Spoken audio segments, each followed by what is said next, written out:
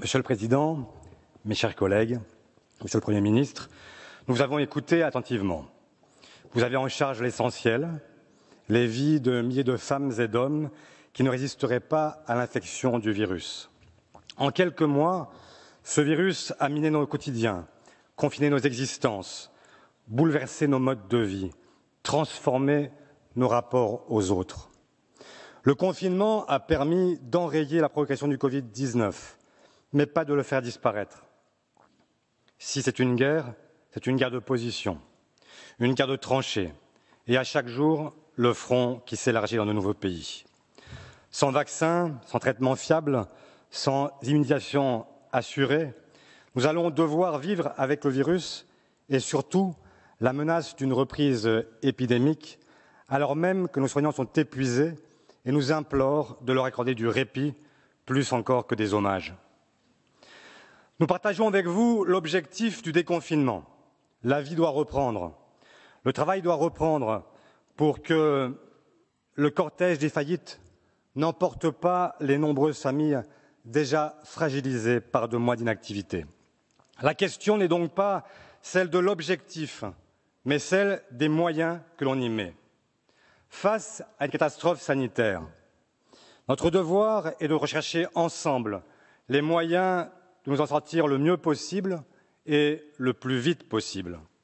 Depuis le premier jour, nous vous avons dit notre disponibilité pour construire une réponse partagée.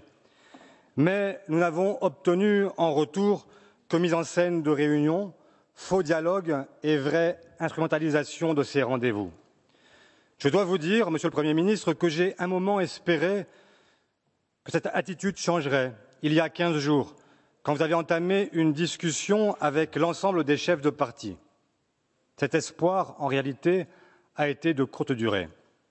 Dès le lendemain, sans préparation préalable d'un plan gouvernemental, la date du 11 mai a été posée par le seul président. À ce moment de notre vie nationale, l'improvisation est coupable. Elle crée une défiance à un moment où le pays a, au contraire, besoin de repères clairs.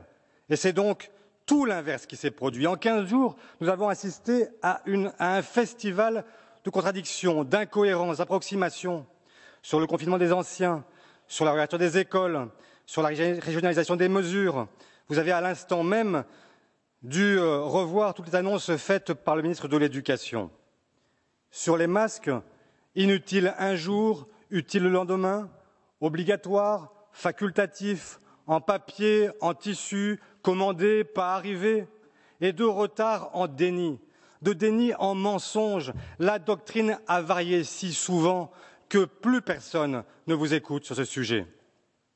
Disons les choses simplement. Personne, Monsieur le Premier ministre, ne devrait être tenu par le pari du Président de la République. J'ai cru comprendre à votre intervention que vous n'étiez pas si loin de ce point de vue. Le bon moment pour déconfiner, c'est le moment où l'on est prêt. Et à l'évidence, ce que nous rapportent les maires, les enseignants, les salariés, c'est que tout est encore loin d'être prêt. Ce sont vos propres services qui disent qu'il n'y a pas assez de masques pour tous les Français et qui imaginent 12 millions de voyages quotidiens dans le métro sans masque, qui imaginent que le territoire se partage entre ceux qui ont reçu un masque et ceux qui n'en trouvent pas. On parle de les vendre. Alors combien se limiteront à l'achat d'un seul qu'ils ne renouvelleront pas, faute de moyens? La solution, vous la connaissez, des masques gratuits, des tests, du gel, des blouses, des respirateurs, tout le reste n'est que dangereuse diversion. Tous les prérequis sanitaires sont connus. Votre propre comité scientifique en a détaillé les principes. Encore faudrait-il que son existence ne soit pas purement décorative. Et lorsque ces avis ne sont pas suivis, nous aimerions comprendre ce qui motive le gouvernement. En quoi les conditions du retour à l'école seraient établies alors que les écoliers italiens ne retrouveront leurs bancs qu'en septembre, comme nos étudiants? Pourquoi faire rentrer les plus petits tout de suite quand on reste prudent pour les collégiens et les lycéens, si ce n'est que les uns se gardent tout seuls et pas les autres? De nouvelles interrogations naissent également depuis l'apparition en Grande-Bretagne, en Espagne, en Italie d'un syndrome proche de la version sévère du coronavirus qui frappe les enfants et nécessite leur hospitalisation en soins intensifs. A-t-elle un lien avec la crise qui nous occupe? Voilà ce que les Français attendent de leurs gouvernants comme de chacun de leurs élus. Qu'ils établissent une évaluation de la situation et qu'ils s'assurent que les meilleures garanties leur soient proposées. On ne joue pas avec la santé des Français à pile ou face. Pile, on gagne, face, l'épidémie repart. Un déconfinement raté parce que mal préparé ruinerait les efforts consentis pendant 2 mois et préparerait une seconde vague dont on peut redouter la violence. Ce que veulent les Français, ce n'est pas l'accélération à tout prix du déconfinement pour permettre une reprise du travail sans sécurité, avec des écoles transformées en garderies sans garantie. Le courage, Monsieur le Premier ministre, ce n'est pas la marche forcée. Le courage, c'est de faire les bons choix au bon moment. Le déconfinement doit être un moment de résilience pour toutes et pour tous, pas le retour au travail pour les uns et le cauchemar pour les autres, ceux qui ne retrouvent pas leur travail, ceux qui se retrouvent sans rien, au chômage, sans revenu. Il faut accompagner le déconfinement d'un geste fort de solidarité. C'est ça la République.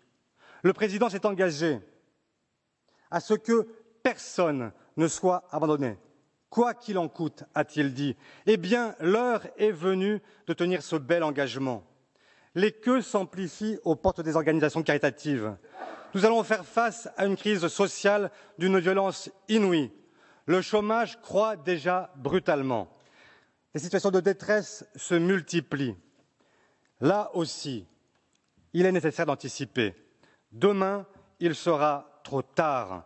Il faut empêcher les expulsions locatives dans le parc social, aider davantage les familles précarisées, les étudiants isolés, en finir avec cette fabrique industrielle à pauvreté qu'est votre réforme de l'assurance chômage. Il faut un plan d'aide alimentaire massif et une mobilisation générale sur le soutien individualisé aux jeunes décrocheurs, une aide pour trouver les stages et apprentissages. On ne peut pas laisser 1/5 de notre jeunesse. Les mesures de chômage partiel, très bien. Ce que nos voisins allemands avaient fait dès 2008, nous le faisons enfin. Et nous vous rejoignons pleinement sur ce sujet. Mais ne nous satisfaisons pas trop vite. Ce sont aussi des pertes de pouvoir d'achat parfois terribles quand la part variable, les primes, les heures supplémentaires ne rentrent plus à la maison. Jusqu'à 2 SMIC et demi, il serait juste de compenser les salaires à 100%. Vous nous répondrez que c'est sans doute beaucoup d'argent, sans doute, mais moins que celui que nous perdons à accorder des aides publiques à des entreprises qui continuent à verser des dividendes ou qui placent leur argent dans des paradis fiscaux. C'était une de vos promesses, mais vous ne l'avez pas tenue lors du vote de la loi de finances rectificative. Tenez-la, arrêtez d'être fort avec les faibles et faible avec les forts. Les amendes, ça ne peut pas être réservé à ceux qui ne respectent pas le confinement. Il n'y a pas d'argent magique, disait le président, c'est vrai, mais il y a des magiciens qui savent le rendre transparent à nos regards. Alors, si vous voulez faire du tracking, traquez l'argent sale, celui qui s'évade quand tous les Français sont appelés au civisme. Si vous voulez que notre présent anticipe un après différent, donc plus solidaire, rétablissez dès à présent l'ISF, abrogez la flat tax, suspendez tous les cadeaux fiscaux indécents aux plus riches quand vous n'accordez qu'une prime à une partie de ceux qui tiennent aujourd'hui ce pays debout. Prenez des engagements forts, montrez au pays que, comme nous, vous avez appris de cette crise. Je n'achèverai pas mon propos sans vous parler aussi de culture, mais aussi de nos bars, de nos restaurants, de tout ce qui rend nos vies plus belles. Il faut un vrai plan de réveil de la vie sociale, culturelle, sportive, associative, pour que le tissu social ne s'effondre pas et que nos vies demain gardent la même richesse. Monsieur le Premier ministre, j'achève. Nous ne voulons pas de principes, de mots, nous voulons des actes. C'est la raison pour laquelle, Monsieur le Premier ministre, vous n'aurez pas aujourd'hui notre vote. Nous ne voulons plus de généralité, mais un mode d'emploi détaillé. Nous ne voulons pas de ce vote d'un seul bloc. Nous ne voulons pas de chèque en blanc. Nous voulons une action concertée, transparente et qui offre les meilleures garanties aux Français. Les maires ne peuvent plus continuer à être méprisés, convoqués pour mettre en œuvre des décisions que l'État inspire seul, sans consigne claire, sans soutien, sans dialogue véritable. Dans cette crise, le gouvernement a raté son rendez-vous avec le pays, ses territoires, ses forces sociales. Comme depuis 3 ans, le président fait seul. Avec cette méthode, il nous fait prendre à tous le risque d'échouer. Nos collectivités locales, évidemment, comme nous-mêmes, aideront dans toute la mesure du possible à la réussite du déconfinement. Mais ne nous demandez pas de vous accorder une confiance que jusqu'à ce jour, vous ne méritez pas. Merci, cher collègue. La parole est